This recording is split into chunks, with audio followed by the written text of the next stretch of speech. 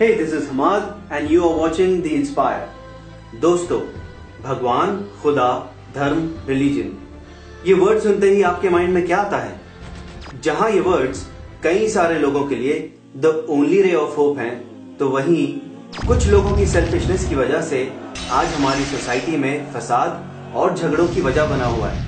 हर जमाने में, चाहे वो आज का डिजिटल एज हो या फिर स्टोन एज हो, इंसान हमेशा से ही अपने क्रिएटर की तलाश में रहा है। किसी ने अपने जैसे इंसानों को भगवान बना लिया, तो किसी ने हर उस चीज को जिससे उसने कोई फायदा उठाया हो।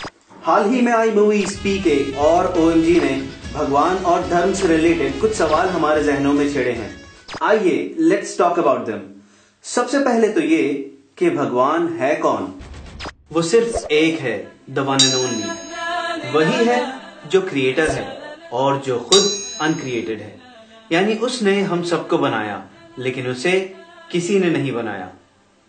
जिसने हमें, हमारे गोले को और इस जैसे लाखों गोलों को बनाया, billions of planet, stars and galaxies that we can't even imagine.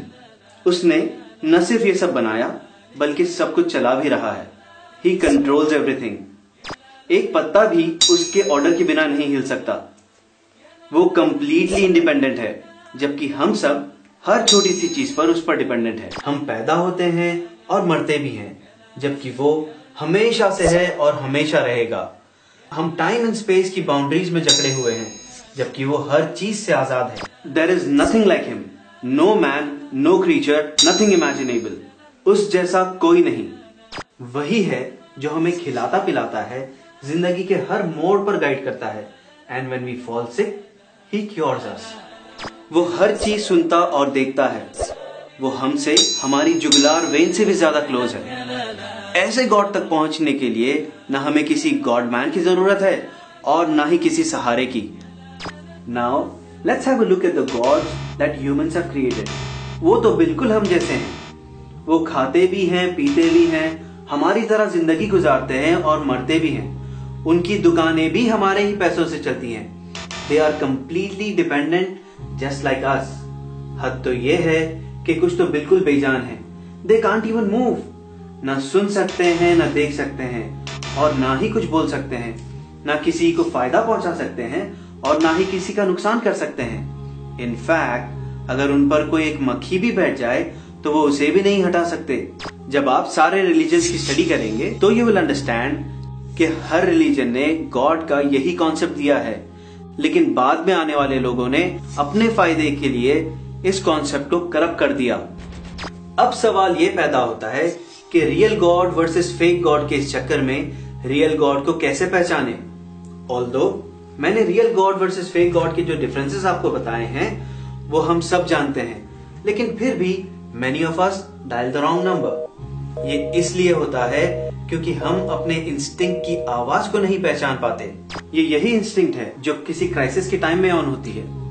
For example, तूफान में जब हमारी कश्ती फंस जाए और हमें उम्मीद की कोई किरण न नजर आए, तब वही इंस्टिंक्ट राइट नंबर डायल करती है और हमें रियल गॉड को पुकारने पर मजबूर करती है। इस राइट नंबर की स्पेशलिटी ये है कि उसे किसी मीडिएटर की जरूरत नहीं। ये एक डायरेक्ट लाइन है जो हमको गॉड से इंस्टेंटली कनेक्ट करती है। अब सवाल ये कि क्या भगवान हमारी जिंदगी में सिर्फ एक उम्मीद की किरण से ज्यादा कुछ नहीं?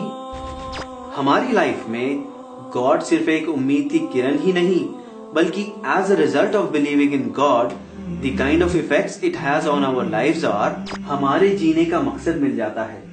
खाना पीना, पैसे कमाना, मौज मस्ती करना और अपने घर वालों की स्टैंडर्ड ऑफ लाइफ को इम्प्रूव करना, क्या हमारी लाइफ का बस यही मकसद रह गया है? As a result of believing in God, our life gets an ultimate objective, which is achieved by pleasing God and serving His creation. Emotional support. After worshipping such a powerful God, we become emotionally strong. जब उसका साथ हो तो जिंदगी के बड़े से बड़ा चैलेंज हमको आसान लगने लगता है।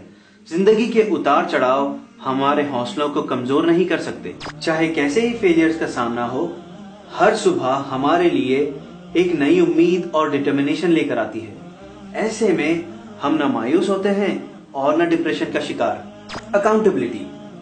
क्या ये पॉसिबल है कि एक इंसान जो हमेशा अच्छे ही काम करता हो उसको उसका रिवॉर्ड ना मिले और दूसरा इंसान जिसने हमेशा बुरा किया हो उसको उसकी सजा ना मिले। दुनिया में लाखों ऐसे लोग हैं जिन्होंने जुल्म का बाजार दम कर रखा है। लूट मार, मासूमों का कत्ल, रेप्स, करोड़ों के घोटाले और न जाने क्या क्या। ये सब करने के बाद भी ये बड़ी इज्जत के साथ बाहर घूमते हैं। इनके कर्मों की सजा इन्हें कहाँ मिलेगी? और फिर जहाँ इतने सारे बुरे लोग हैं वहीं पर कुछ अच्छे भी लोग हैं जो इस दुनिया को बहुत कुछ दे जाते हैं लेकिन उनको कुछ नहीं मिलता। उनके हिस्से का रिवॉर्ड उन्हें कब मिलेगा और कौन देगा? अकाउंटेबिलिटी ही एक ऐसा कॉन्सेप्ट है जो हमें अल्टीमेट इंसाफ दिला सकता है।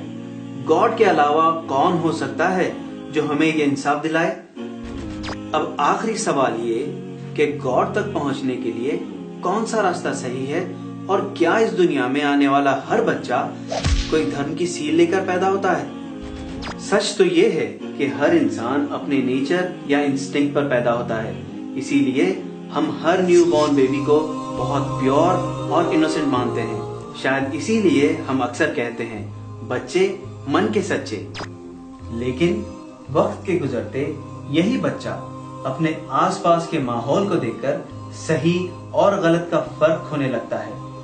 लेकिन फिर भी उसके अंदर ये क्षमता बाकी रहती है कि वो अपने नेचुरल इंस्टिंक्ट पर जमा रहे और सही और गलत का फर्क समझे। हमें चाहिए कि हम अपने इस क्षमता को जिंदगी के हर मोड़ पर यूज करें। इसी क्षमता के सहारे हम गॉड को पहचाने और धर्म को माने। सोशल एंड फैमिली प्रेशर में आकर हम मोस्टली हमारे अंदर की इस आवाज को दबा देते हैं। हम अपने क्रिएटर को पहचाने बिना ही मर जाएं तो it's an immense loss for us. So dial the right number, follow our conscience and connect to the real God. Think about it. Thanks for watching our show. Reach out to us for any queries.